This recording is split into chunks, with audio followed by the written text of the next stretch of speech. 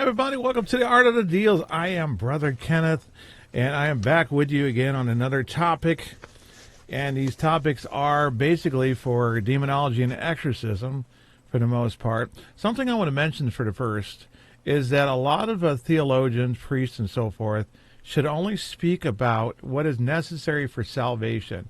And those tips along the way, we've been given great saints who have given us templates, but basically, or a more detailed, in-depth, watching St. Francis or Thomas or anybody intellectually explain some of the things that make it easier for us to follow Jesus exactly as we're supposed to. He's the way, the truth, and the life, and we must pick up our cross and follow him. Necessary for salvation. And these things that I teach are not necessary for salvation and are specific to the office of exorcism and not for, private studies and so forth, unless you feel you have a calling to some degree to serve in some form or another, or you want to explain. Some people might have gifts like Padre Pio did, and God may be wanting them to use that gift of discernment or so forth to serve in a ministry somehow or another. It doesn't mean you go all the way to serving exorcists and assisting or doing deliverance or anything like that. There's so many areas. Don't assume one size fits all. We'll talk about that in another video. I seem to say that on every one, don't I? So in this one in particular, we're going to talk about demons helping the condemned spirits in the afterlife. And I mean helping as in being like Cyrano de Bergerac, hiding in the bushes, helping them to be a better ghost. And it sounds kind of goofy, like Patrick Swayze being taught how to push a penny in the movie Ghost or something. But the reality is the fact that they might have access to that old farmhouse that they owned their whole life because they died there and they were there their whole life. They owned it on the deed. And now that they are the property of demons because they served their demons their whole life. They did not repent. They did not go to God. They did not ask for mercy. And they walked right into hell. Well, there is that demon. He now owns you. And you thought that you had him manipulated somehow or another with him serving you, giving you liquor, girls, women, witchcraft skills or, whatever. Now in the afterlife, you're serving him. Even if you had to go haunt and bother relatives who moved into your old house, as we talked about in one scenario, that you begin there and there's no demonic presence there because no witchcraft or nothing that opens doors of occult practices was done there. So the demon's job is basically to get that spirit, to get curiosity, so they'll make mistakes and call psychic mediums, bring in Ouija boards, bring in pendulums, get the wrong answers, basically start opening those doors of communication, and the demon answers all those doors. And next thing you know it, you have an infestation because that demon got invitation. They got legal right to go and infest that house, their lives, everybody present at that time, and whoever may live there who can be affected. And, basically the human's job's done. Where it goes from there, we're not exactly sure.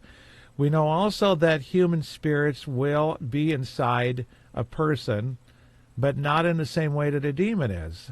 It's sort of like a bunch of guys fitting into one of those horse suits. One guy's controlling the tail. Well, that might be the human spirit.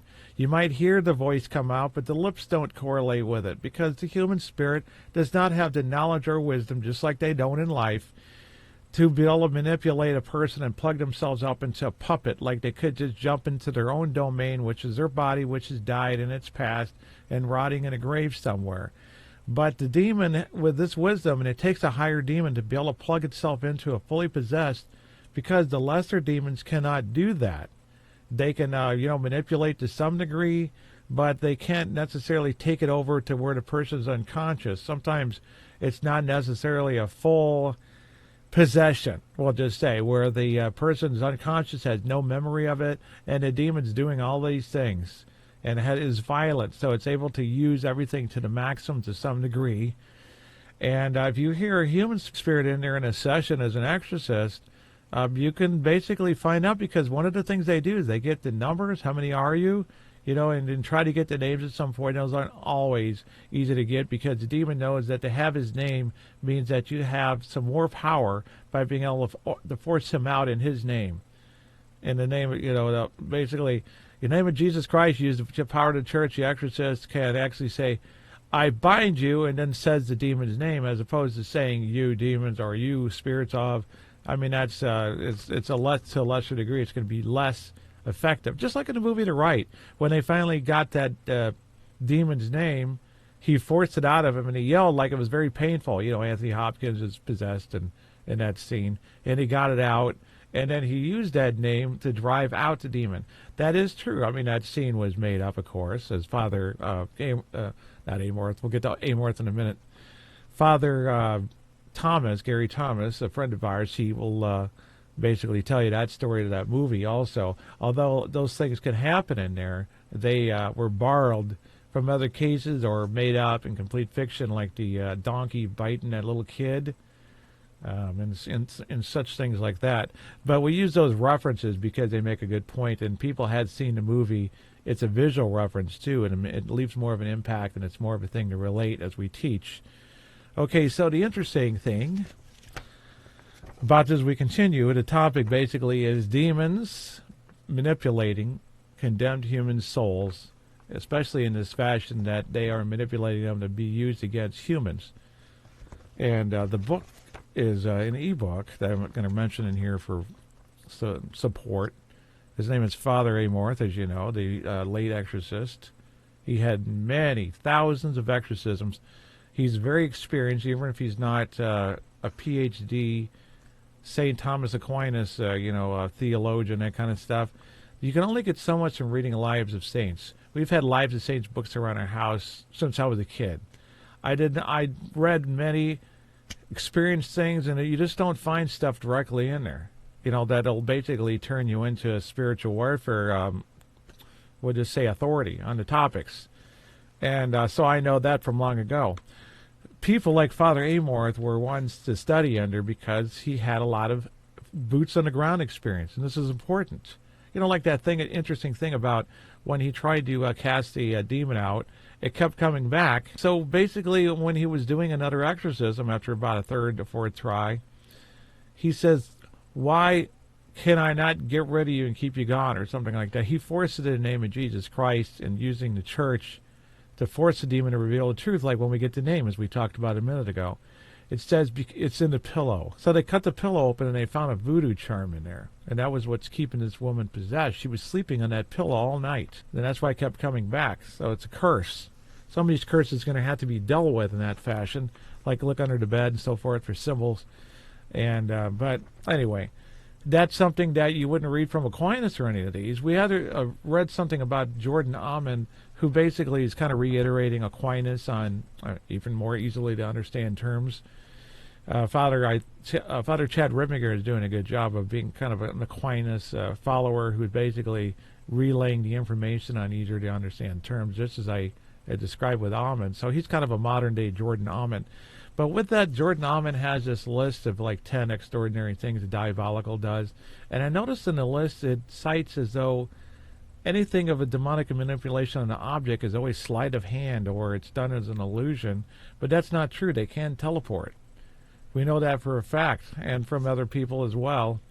And for some reason, maybe it's because Jordan Amen, basically interpreting Aquinas, that Aquinas witnessed these things firsthand. Did you know that Aquinas got that wrong about the Immaculate Conception, and then he changed it later on, as I understand? I remember, just as John Vianney actually didn't believe the church-approved apparition of Lady of La Salette, and he condemned it, and then later on he had a special devotion to it. Padre Pio called Garabandal incorrectly. Some people say he told Joey Lamborghino, I think his name was, to go there, but he didn't. Joey was on his way up to there, and he stopped to see Padre Pio on the way up. Asked Padre Pio, he says, "I'm going to Garabandal. You think I should go?" Joey's own words. He originally said that. And then somebody changed the story later on. And then Padre Pio's response was, "Why not?" Padre Pio didn't openly support it, as far as I know. Garabandal's a false apparition, and it was demonic mostly. And when you're in this field, in this business, for a long time, you know the right people and everything, you'll find the inner circle of this Office of Exorcism has the same opinion, because it's our business to know a demonic footprint or demonic traits, and that one had it. Look up Sister Magdalena of the Cross, for example. Magically, host appearing on her tongue. She made a deal with the devil to be the holiest nun that ever lived. And then you have that gal there, Garabandal, at nighttime, about 2 a.m. She gets, supposedly the miracle was that she received communion in her tongue, and people Most everybody didn't see it. Someone caught it on camera, supposedly. Her lying on the ground, just like Sister Magdalene on the cross, tongue magically has hosts appear on it. No surprise there. Many other things. We are not doing a video about that topic right now. Okay, in this book, you can get it in an ebook, get it in Kindle from Amazon. I recommend it. This is his third book, and it's the section where it says the souls of the deceased. The page numbers are off of what you'll actually see when you get your copy. And basically, it's going into here. The question initially was, in your exorcisms, have you ever encountered the souls of deceased people?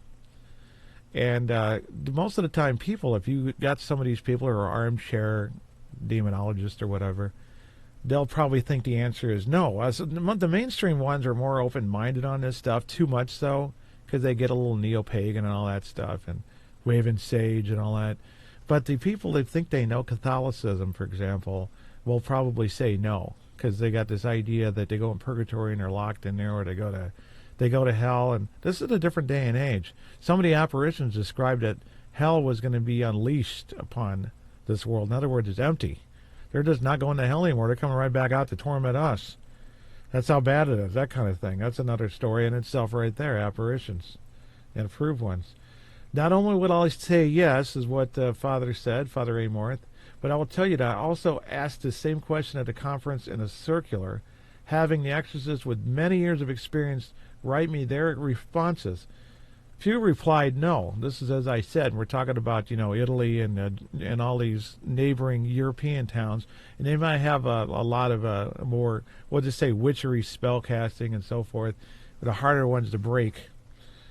And so basically what I narrowed it down to, even I have encountered the souls of the damned, but I always seem to see a demon manipulating them. Well, not necessarily see. And this is a translation, too, from Italian. So he expects that they're going to be there. And did you notice how that he says they're manipulating, these demons are manipulating the souls of the damned? This is what we're saying, is that they're going to be there, and they do. It's like in this afterlife, they're the monkey boy for the demon that they appeased in life. That's switched on them. Now I am your master, and I always was. And it's like, you're manipulating me, and you're making yourself popular with your friends doing card tricks or whatever. I shouldn't laugh, but people get in deals with the devil for stupid reasons. Really low-level deals, to become a great musician overnight, and then you die the next day. It's just atrocious. And don't expect people, to get into these deals and then get out of it before they die. The devil's going to rush to kill you. But the fact is this is how you end up being a condemned soul. Okay, so we're still on this topic, the souls of the deceased being manipulated by demons.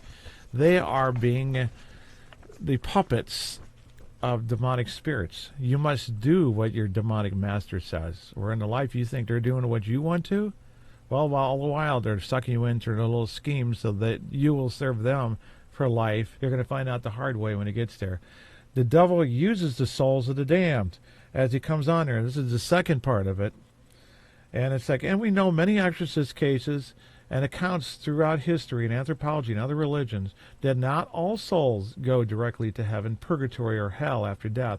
Some remain trapped because of their material attachments and their resentment and hatred towards others. Well, this is an explanation right there, again, about what we talk about purgatory. And for an exorcist to say this, because one time or another, you're going to have to know how to deal with ghosts, and you're going to need to know the theology of it. We have prayer on our site for purgatory spirits, and they worked a lot. We ended up giving a prayer at the last minute and putting it in the book in 2007, and finally it's published fully in the 2010 edition that went to the publisher. And it was because of the demand. People had purgatory spirits, and they did this 7-day novena. I think it was a St. Bridget prayer originally, and it's a good one, and it works. It just ends, and I'd still tell the priest to go over and bless the house, and because you never know where a demon may be and this stuff, and it's really hard. Most people can't discern it. And how many people like us are available to be able to discern it for you by hearing all the information and then basically telling you we think it's a demon, even if you think it's a malevolent spirit. All right, and then later on it says, but only when you check and provide the individual by the way of exorcism can you determine whatever their affliction is really mental illness or it is an infernal illness. This goes to where you're discerning mental versus spiritual. And you're saying basically when you check and provoke the individual that's using the sacred, you can do it with clever ways to actually make it discreet where the mental doesn't know it's a religious item, but the spirit does, and the spirit reacts. And there's ways to do it, and there's several ways, and we're still coming up with new ways. For example, I think this is kind of a psychological test, maybe more than any other one, to see if it's psychological or not. One guy who was on the phone actually said he started doing some prayers and says, I'm going to speak in tongues now. And all he was doing was just babbling. And then the person on the other line went, it's like they act like they turned into a possessed state. And so they figured out, well, it's mental. Because there's a lot of people out there who are going to fake this stuff. And on the other side, if you come in person, you can do something like saying, I'm going to take this quarter. This is what we did once. And I borrowed from somebody else like a magician, not to really beat it. I just didn't want to have a quarter in my pocket with a relic and then have it become a third-class relic by default, because that defeats the purpose, doesn't it? You got to think about these things. So what happened was I got the quarter from the mother.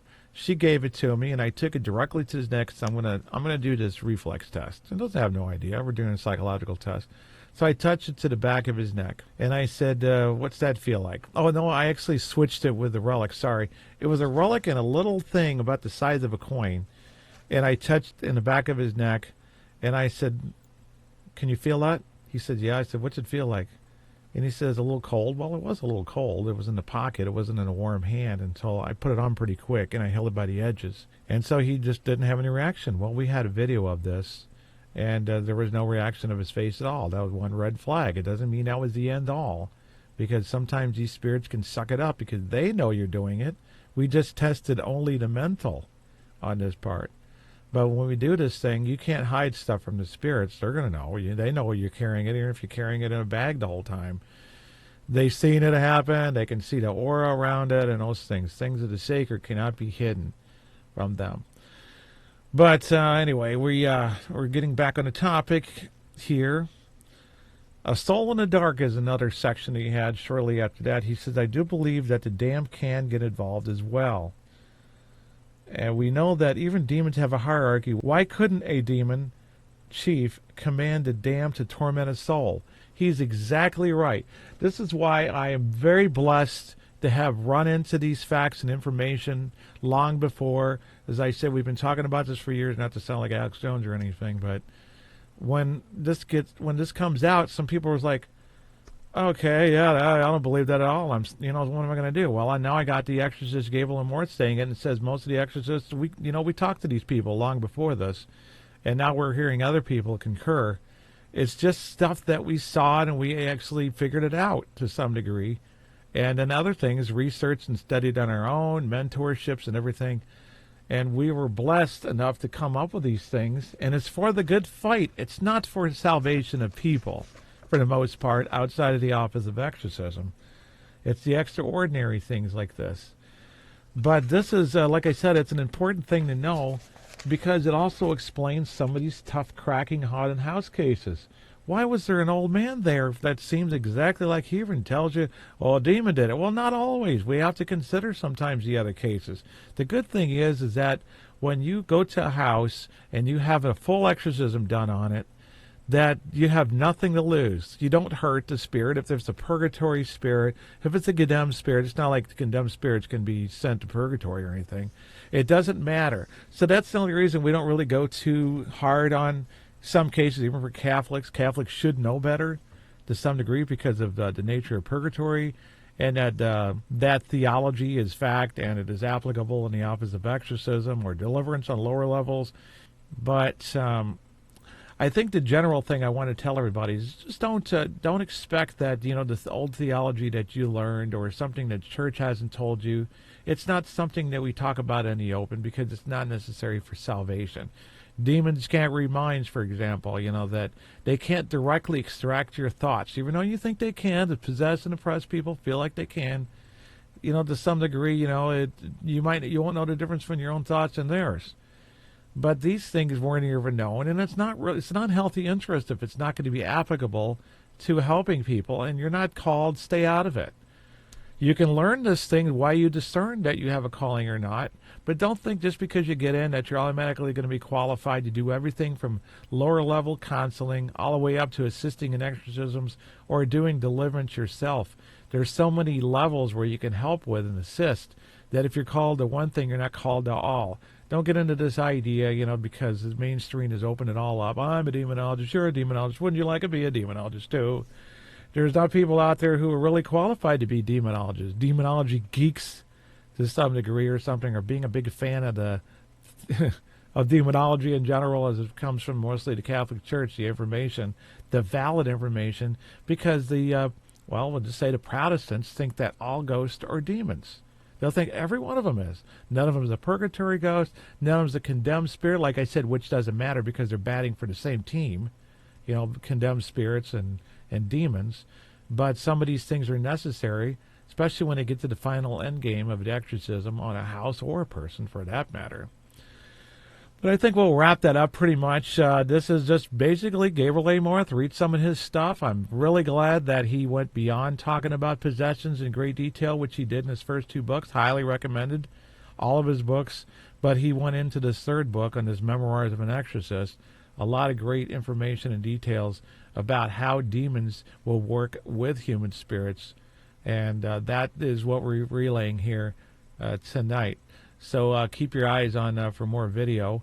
And don't forget to watch our show on Sunday night at 8 p.m. Central, 9 p.m. Eastern. The Real Deals TV live. You can interact from chat, post questions in there, and so forth. Different various topics that come up during a live show. It's not so much set in stone as these are basically about one topic. And don't forget to like and subscribe while you're there. And we appreciate your support. God bless. See you next time on The Art of the Deals. Or rather, you'll see me. Take care. See me. Take care. See me. Take care. See me. Take care. See me.